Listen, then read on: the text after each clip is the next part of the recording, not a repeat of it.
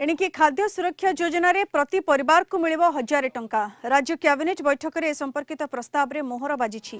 परिवार पिछा 1000 टंका और 2टी झोट बैग मिलिबो। अत्यावश्यक सामग्री किनिबा को मिलिबो टंका और बैग। या द्वारा राज्यर 95,90,000 हिताधिकारी उपकृत हेबे। झोट तैयारी बैग रो खर्च बाबद रे 278 कोटी 69 लक्ष खर्च हेबो। सेपरि 1000 टंका सहायता राशि बाबद रे सरकार खर्च करिवे 969 कोटी 5 लक्ष टंका।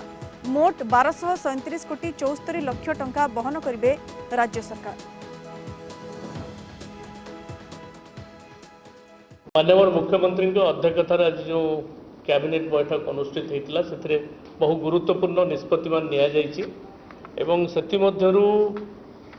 अन्य एक गुरुत्वपूर्ण निष्पत्ति होची खाद्य सुरक्षा योजना रे समस्त हिताधिकारी परिवार को सेमानक सुगम जीविका निर्वाह निमंते 2टी लेखाएं झोट तैयारी बैग एवं 1000 टंका सहायता राशि प्रदान करने निष्पत्ति निया जायछि। राज्य सरकार को यही निष्पत्ति खाद्य सुरक्षा योजना अधीन थिबा समस्त हिताधिकारी परिवार दैनंदिन जीवन में व्यवहृत होउथिबा सामग्री को नेबा आनिबा तथा बाजार में दरदाम वृद्धि समय अत्यावश्यक सामग्री क्रय करिबारे सहायता करिबो।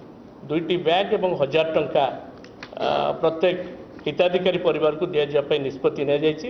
प्राय एथिरे आमर ओडिशा सरकार राज्यर प्राय 95.90 लक्ष हिताधिकारी उपकृत हेबे।